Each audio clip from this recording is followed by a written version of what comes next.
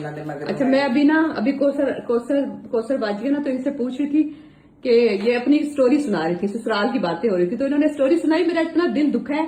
बताया क्या। हाँ बेटा, घर का सारा काम कराए ना ते अपनी बेटियां नु खाना देवे ना ते मैनू ना देवे ना, मेरे मियाँ निकम्मा है ना खट्टू जिया, उसनु खाना देवे ना मेरा मियाँ। नहीं, क्या कहे, आपको कहते क्या थे अभी आपने जो बताया कि क्या कहते थे। क्या भाई तेरा मियाँ कमा के लाए आवे तेन खवाए, मैं आखे मियाँ कमा के, मैं तो बड़ा कमाई करती हूँ। अच्छा, ये बता रही है कि आपने बात सही नहीं बताई ना, कह रही है कि जब मैं सारे घर का काम करती थी। आशा तुमसे बताओ जरा, क्या सारे घर का काम। वो कहती है जब मैं सारे घर के काम करती थी मुझे खाने को नहीं देती थी, और फिर उसके बाद खाने को नहीं देती थी और कहती थी कि तुम्हारा मियाँ निखट्टू है इसलिए तुम्हें खाने को नहीं देगी, और उस निखट्टू को देती थी। हाँ, खट्टू लाके मेरे पास आवे ना, वह ऐसे निकाले उसनु गालियां देवे, ओदे खाना चाल मेरा ससुर आखिया मैं ते तू बगैर खाना नहीं वाला, तू उस ओदी बीवी है, तू उन दिन जो मर्जी करे। आखे नहीं, निकाल दिया घर उसने।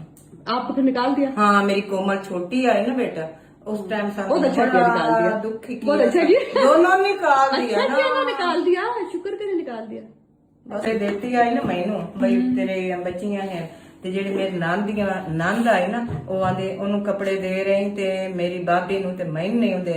उस बाजी की है जने तेन कपड़े अजो क्या देवा, तेरे भाई गरीब जी है, तेरी बाबी गरीब जी, उसदी छोटियां छोटियां बच्चियां, तेरियां बच्चियां तो बड़ियां, उन्होंने तो आ ही नहीं रहे, तू क्या करना भाई तेरी भाभी ने दे रहे। और सके नहीं किसी ने देना, और सके फुफला भतीजियां तू तेन ज्यादा प्यार ना। बस ससुराल के दुख है ना। हाँ, बड़े ए तो इत्थे आके ना बेटा थोड़ा जिहा सुख ते सकून मिले होया, नहीं तो बड़े अरसे तो दुख देखे।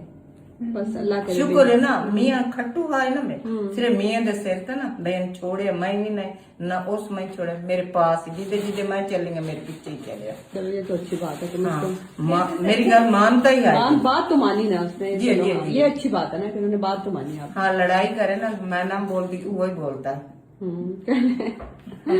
फिर मैं इस दी अच्छाई खट्टू हुआ जो कमा के खवाए, सिर्फ इदी मैं अच्छाई देखी।